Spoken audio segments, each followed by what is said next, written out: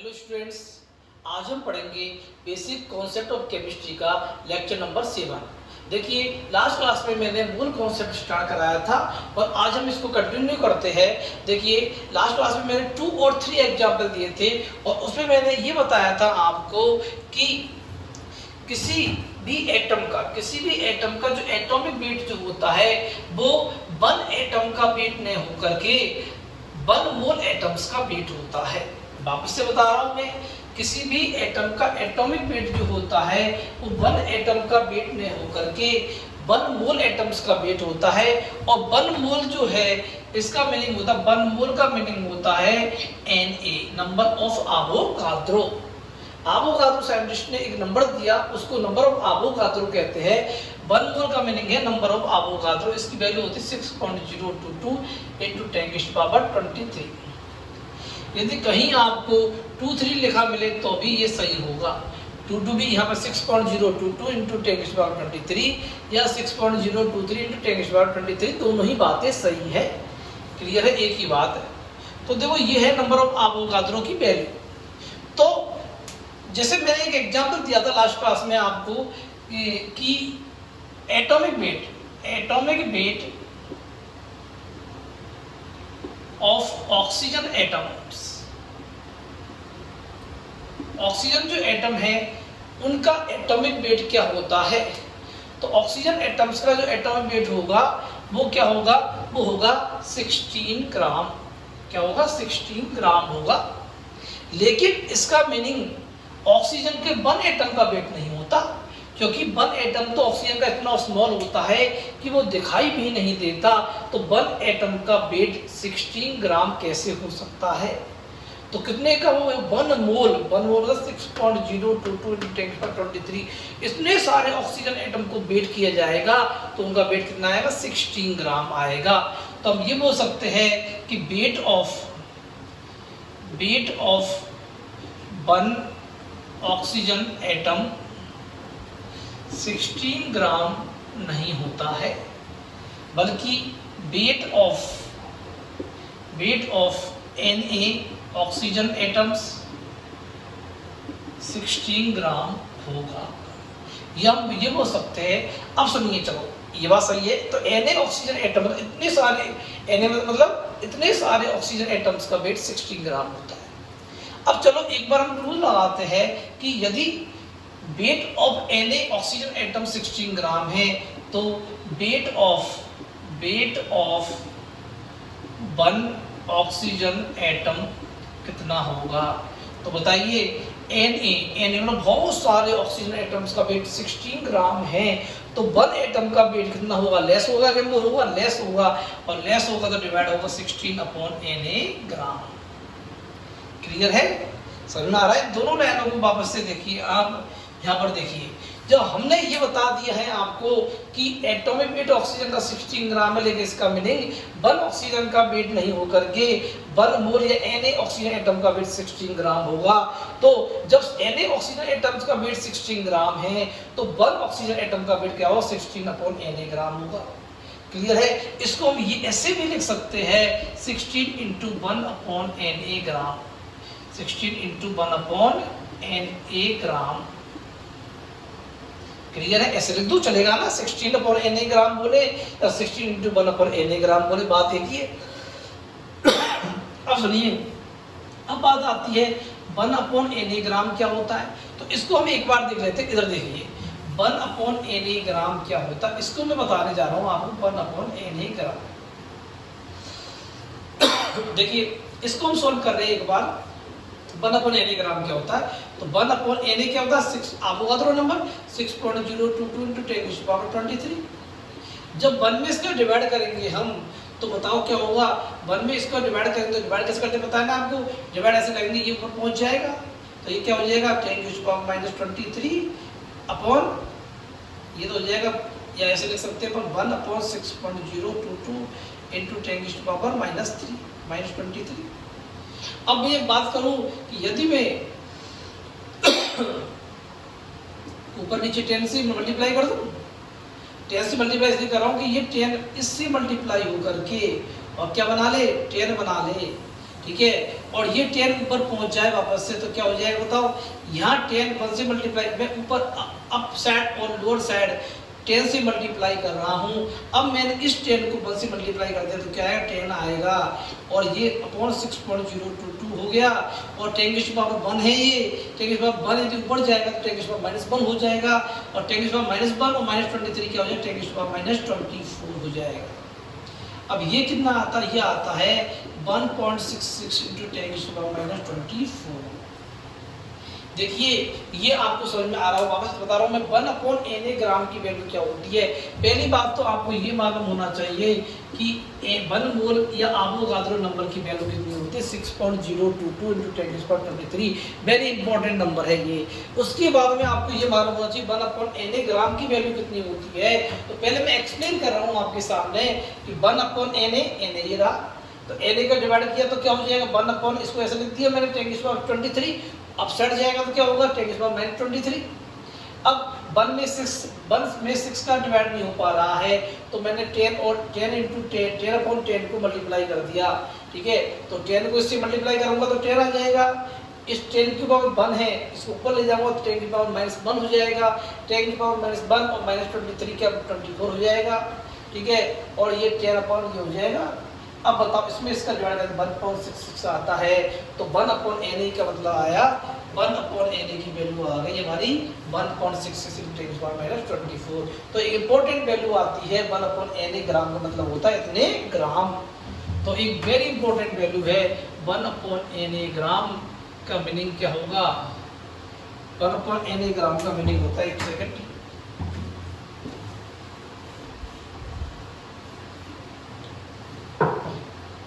1/Na ग्राम का meaning होता है 1/Na कितना 6.022 × 10⁻23 ग्राम।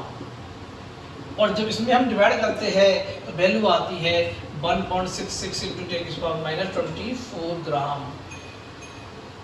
और ये जो वैल्यू है ग्राम में, ग्राम की वेरी लेस वैल्यू है, और इसको हम लिखेंगे ग्राम की वेरी लेस वैल्यू है, इसको हम लिखेंगे 1 AMU।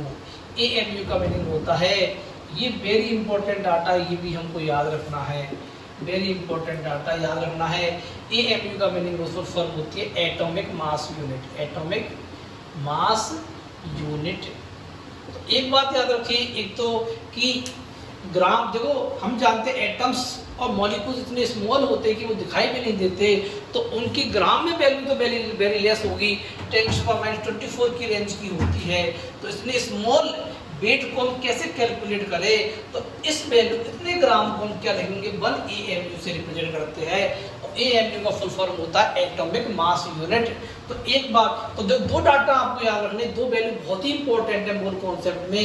एक तो है 1 मोल की वैल्यू और एक है 1/Na ग्राम की वैल्यू, जो कि होती है 1.66 × 10⁻24 ग्राम होती है। और इसी को हम क्या कहते हैं 1 AMU कहते हैं। क्लियर है कि नहीं, क्लियर है। अब बात चल रही थी हमारी कि Na ऑक्सीजन एटम्स का वेट 16 ग्राम होता है, लेकिन 1 ऑक्सीजन एटम का वेट 16/Na ग्राम होगा। और 1/Na ग्राम की वैल्यू 1/Na ग्राम कितना हो जाएगा बताओ 1 AMU हो जाएगा। तो 16 × 1 AMU तो क्या हो जाएगा 16 AMU हो जाएगा। और ये क्या होगा बताओ 1 ऑक्सीजन एटम का वेट 16 AMU होगा, और 1 मोल ऑक्सीजन एटम का वेट क्या हो 16 ग्राम होगा। तो हम एक बात कह सकते हैं कि 1 मोल एटम्स का वेट जो होता है वो उसके एटॉमिक मास के इक्वल होता है, लेकिन ग्राम में होता है। और 1 एटम का वेट जो होता है वो एटॉमिक मास के इक्वल ही होता है, लेकिन AMU में होता है। वापस बता रहा हूं मैं 1 मोल एटम्स का वेट एटॉमिक मास के इक्वल होता 16 है, लेकिन ग्राम में। और 1 एटम का वेट जो होता है वो एटॉमिक मास के इक्वल होता है, लेकिन AMU में होता है। क्लियर है। तो ये दो डाटा आपको याद रखने हैं, मैंने लिख दिया आपके सामने। एक एग्जांपल और दूंगा मैं, उसके बाद हम आगे बढ़ेंगे।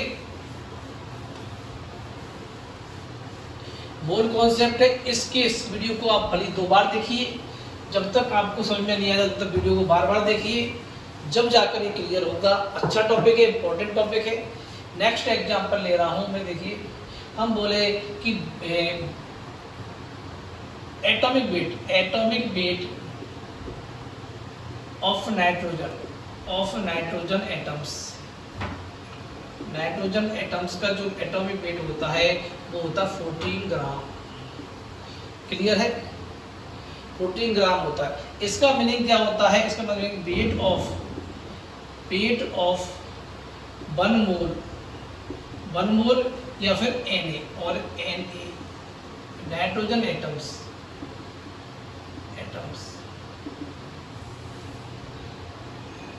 क्या होगा? 14 ग्राम होगा। क्योंकि हम जानते हैं एटॉमिक वेट का मीनिंग ये नहीं होता कि 1 नाइट्रोजन का वेट 14 ग्राम हो गया। अरे 1 नाइट्रोजन तो दिखाई नहीं दे रहा, तो उसका वेट 14 ग्राम कैसे हो जाएगा? तो क्या हुआ? तो 1 मोल या Na नाइट्रोजन एटम्स जो होते हैं उनको जब वेट करेंगे तो 14 ग्राम आएगा। क्लियर है? तो एक लाइन तो अब ये देखिए, किसी भी एटम्स का एटॉमिक वेट जो होता है वो ग्राम में हो के बराबर। तो देखो नाइट्रोजन का एटॉमिक वेट या 1 मोल नाइट्रोजन का या Na नाइट्रोजन एटम्स का जो वेट होता है वो उसके एटॉमिक वेट के इक्वल होगा, तो वो ग्राम में होगा। लेकिन हम बात करें कि बताओ, हम ये लिखेंगे क्योंकि यहाँ पर weight of Na nitrogen atoms कितना है? बताओ 14 ग्राम है। तो इसलिए वेट ऑफ 1 नाइट्रोजन एटम कितना हो जाएगा? बताओ। लेस होगा तो डिवाइड होगा, तो 14/Na ग्राम। 14/Na इसको मैं ऐसे लिख दूं, 14 × 1/Na ग्राम। 1/Na ग्राम लिख दिया, 14 × 1/Na ग्राम लिख दिया। अब बताओ इसको मैं ऐसे लिख दूं, 14 1/Na क्या होता है? 1 AMU, तो 14 × 1 AMU, तो 14 AMU ये लिख दिया मैंने। AMU जानते हो आप, एटॉमिक मास यूनिट। तो देखो यहाँ पर बात ये हो जाएगी कि देखो ये देखिए, आप दो लाइनों को देखिए कि किसी भी एटम्स के 1 मोल या Na का जो वेट होता है उसके एटॉमिक वेट के इक्वल होता है, ग्राम में होता है। और किसी भी एटम्स के 1 एटम का जो वेट होता है वो भी एटॉमिक वेट के इक्वल होता है, लेकिन AMU में होता है। क्लियर है? तो एटॉमिक वेट तो हमेशा एटम्स का वेट तो एटॉमिक वेट के इक्वल होगा, लेकिन कभी ग्राम में होगा, कभी AMU में होगा। तो 1 मोल की बात करें तो ग्राम में होता है, और 1 एटम की बात करें तो AMU में होता है। अब चलो मेरी बात सुनना, एक बार प्रैक्टिस करते हैं। हम जो हमने पढ़ा है उसके लिए हम प्रैक्टिस करेंगे।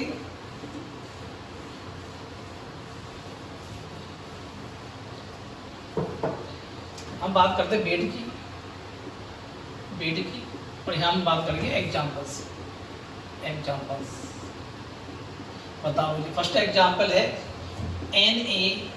Na oxygen atoms.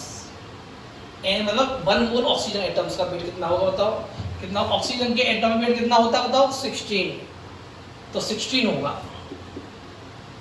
लेकिन 1 मोल है, 1 मोल वाला आपको तो 1 मोल है तो 16 होगा। एटॉमिक वेट तो क्या होगा?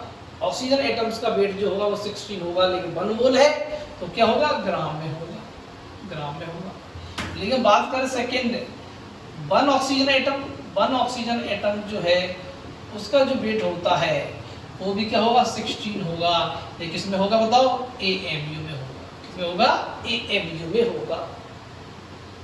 क्लियर? इसी तरह से हम बात करें थर्ड एग्जांपल में, Na नाइट्रोजन एटम्स का वेट कितना होगा?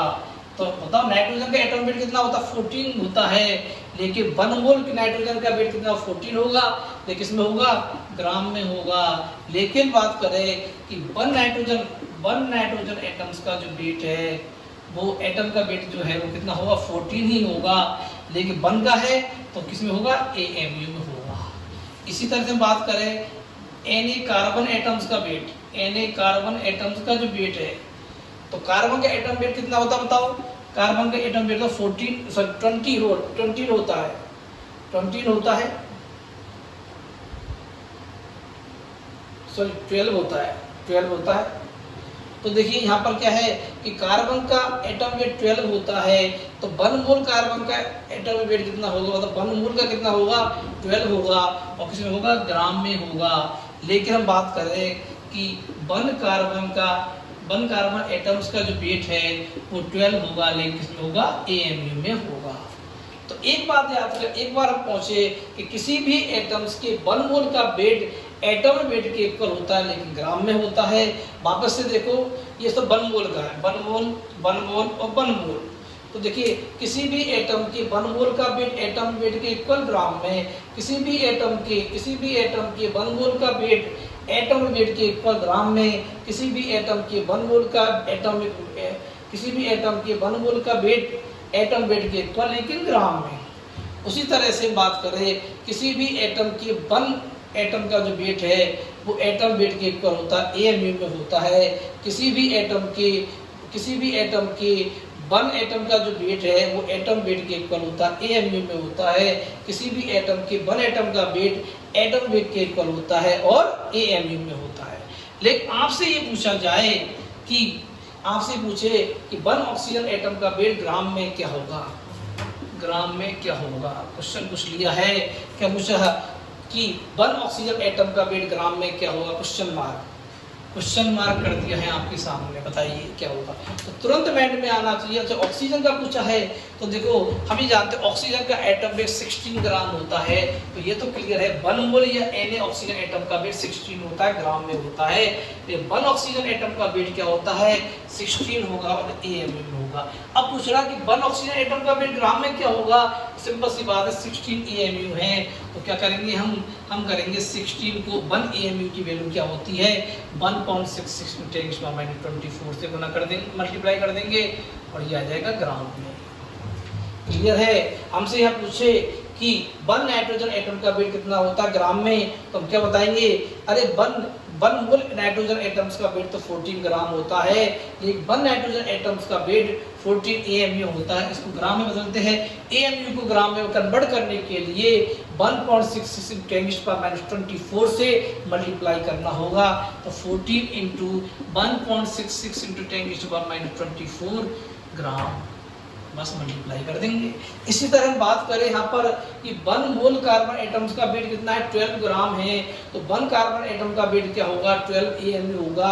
ये ग्राम में कितना होता है, तो AMU को कन्वर्ट करेंगे ग्राम में, तो 1.66 × 10⁻24 से मल्टीप्लाई हम कर सकते हैं। इस तरह से हमको मालूम होना चाहिए कि 1 एटम का वेट, पहली बात तो ये मालूम होना चाहिए आपको 1 मोल का मीनिंग क्या होता है Na का मीनिंग होता है 6.022 × 10⁻23 पार्टिकल्स, और ये 1 AMU का मीनिंग कितना होता है, तो 1.66 × 10⁻24 ग्राम। AMU को ग्राम में चेंज करने के लिए हम इससे मल्टीप्लाई कर सकते हैं। क्लियर है। यदि एक बार समझ में नहीं आए तो इस वीडियो को वापस रिपीट करोगे आप, ठीक है, जब जाके आपको समझ में आएगा, क्योंकि बहुत ही इंपॉर्टेंट टॉपिक, ठीक है और न्यूमेरिकल बेस्ड टॉपिक है। अभी न्यूमेरिकल करवाएंगे तो हाँ, ये थ्योरेटिकल रूप से क्लियर इतना नहीं हो पाएगा जितना मैं क्वेश्चन करवाऊंगा। अब आपको 2-3 दिन में प्रैक्टिस, 2-3 दिन हम इस मोल कॉन्सेप्ट की प्रैक्टिस करवाएंगे आपको, तो और क्लियर होता जाएगा। अब देखिए ये तो क्लियर है। अब मोल के बारे में थोड़ा बता देता हूँ मैं। मोल के बारे में देखिए 1 मोल का मीनिंग क्या होता है, 1 मोल का मीनिंग क्या होता है, हम बोले तो मोल के बारे में या 1 मोल के बारे में। मोल कॉन्सेप्ट टॉपिक चल रहा है हमारा। अभी तो मैंने केवल ये आइडिया दिया आपको कि एटॉमिक वेट मतलब Na एटम्स का वेट कितना होगा और 1 एटम का वेट कितना होगा। इसके लिए 2 नंबर याद कराए मैंने आपको, Na और 1/Na। क्लियर। अब देखिए 1 मोल जो है, या हम ये बोल सकते हैं कि मोल में 3 टाइप के क्वेश्चन बनते हैं, 3 टाइप क्वेश्चन, 3 टाइप्स क्वेश्चंस।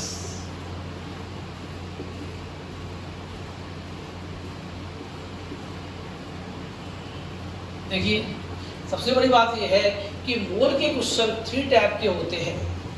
मोल के क्वेश्चन मोस्टली मिलेंगे आपको, वो 3 टाइप के क्वेश्चन मिलेंगे। तो पहले आपको इन 3 टाइप्स का नॉलेज होना चाहिए, उसके बाद में ही आप आगे बढ़ पाओगे, अदरवाइज दिक्कत आएगी। तो देखो फर्स्ट जो टाइप है वो है एज नंबर,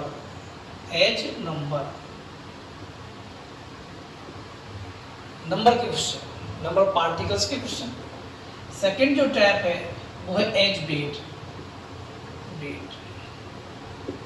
के क्वेश्चन।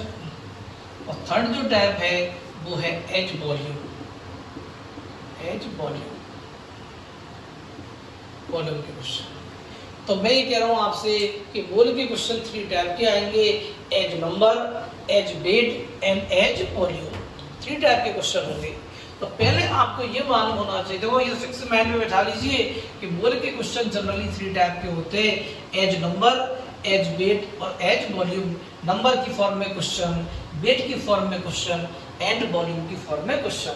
लेकिन पहले आपको ये मालूम होना चाहिए कि मोल का जो मीनिंग है, मोल का मीनिंग जो है वो नंबर की फॉर्म में क्या है, मोल का मीनिंग जो है वो वेट की फॉर्म में क्या है, और मोल का मीनिंग जो है वो वॉल्यूम की फॉर्म में क्या है।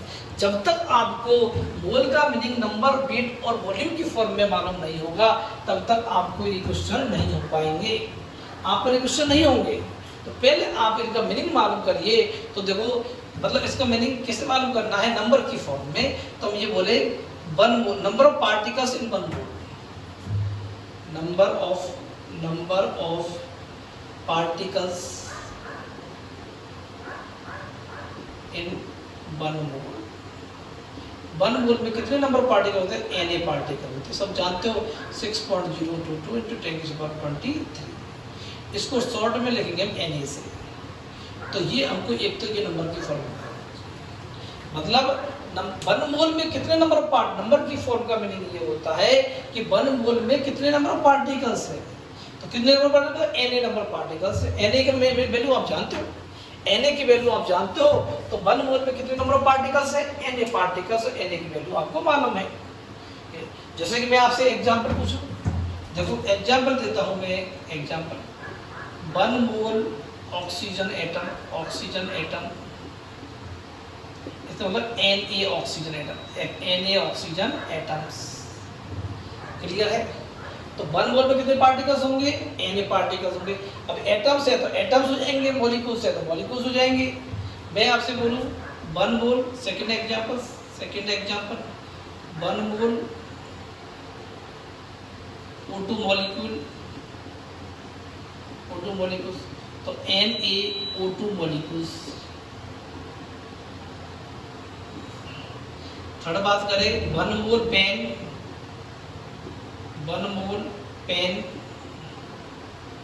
तो क्या Na पेन। फोर्थ एग्जांपल में 1 मोल पेंसिल,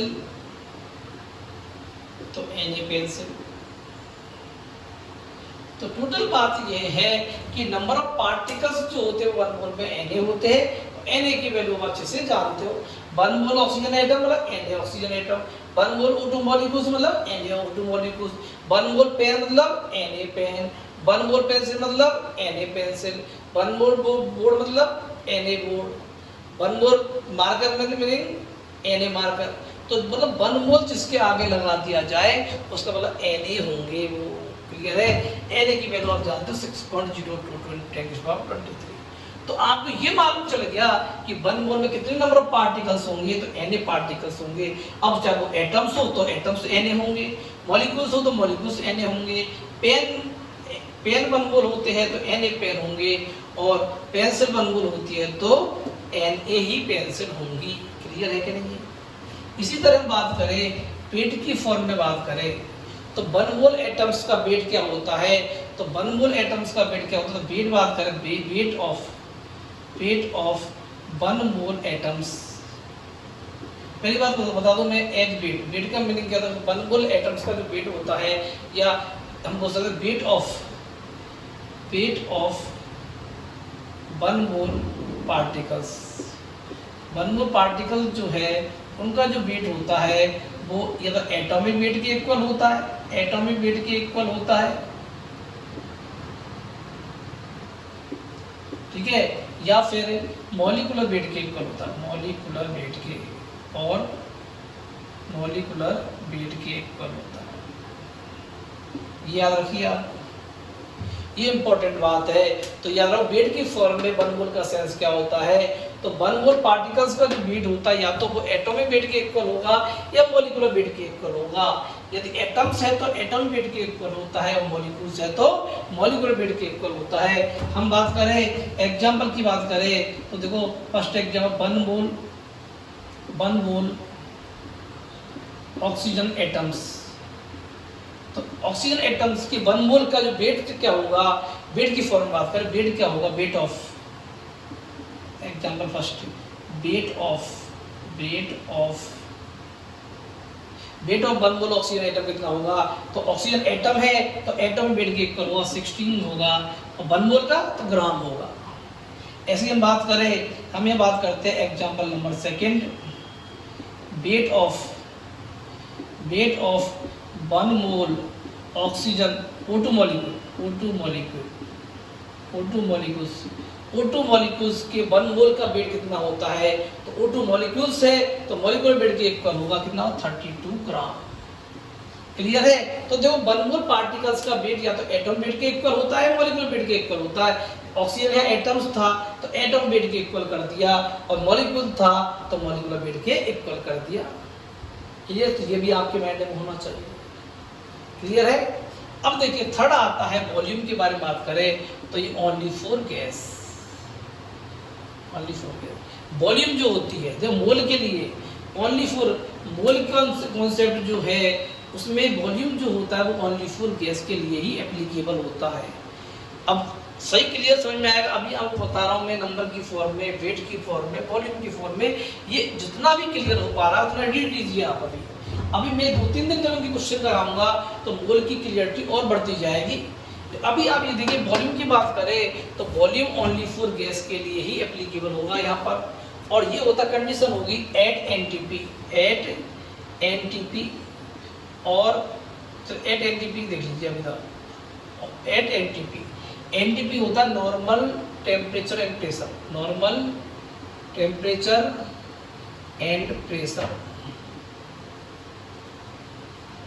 तो देखिए एनटीपी पर तो ओनली फॉर गैस की बात करेंगे। वॉल्यूम की जब भी क्वेश्चन आते हैं तो हम ओनली फॉर गैस की बात करें, hydrogen gas, helium gas, oxygen gas, nitrogen gas, हम ओनली फॉर गैस की बात करेंगे, गैस की वॉल्यूम की बात करेंगे। लेकिन बात करेंगे एट एनटीपी पर, एट एनटीपी कैसे, एनटीपी मतलब normal temperature pressure, temperature pressure की कुछ स्पेसिफिक कंडीशन होती है, उस स्पेसिफिक कंडीशन पर वॉल्यूम जो है उसकी क्वेश्चनों की कैलकुलेशन करने के लिए हम इस कॉन्सेप्ट को यूज करते हैं। तो पहले तो एनटीपी का फुल फॉर्म देखिए, नॉर्मल टेम्परेचर एंड प्रेशर। अभी मैं आपको ये नहीं बता रहा हूँ कि नॉर्मल टेम्परेचर प्रेशर एनटीपी पर कितना टेम्परेचर होता है, कितना प्रेशर होता है, ये आगे की बातें हैं। अब ये देखिए नॉर्मल टेम्परेचर एंड प्रेशर पर 1 मोल गैस का वॉल्यूम है वो होता है 22.4 लीटर या 22,400 ml। तो आपको याद रखना at NTP volume of 1 mole gas कितना होगा, ये होगा 22.4 लीटर और 22,400 मिलीलीटर। ये आपको याद रखना है बस। तो देखिए नॉर्मल टेम्परेचर प्रेशर, ठीक है, नॉर्मल टेम्परेचर प्रेशर की कंडीशन पर किसी गैस का जो वॉल्यूम होता है, 1 मोल गैस का जो वॉल्यूम होता है वो 22.4 लीटर होता है या 22,400 ml होता है, ये आपको याद रखना है। अब देखिए मैंने आपको मोल की बताया, मोल के बारे में बताया कि 3 टाइप के क्वेश्चन आते हैं मोल में। फर्स्ट टाइप के क्वेश्चन आएंगे नंबर की फॉर्म में, तो आपको भी मालूम होना चाहिए कि नंबर की फॉर्म में 1 मोल का सेंस क्या होता है।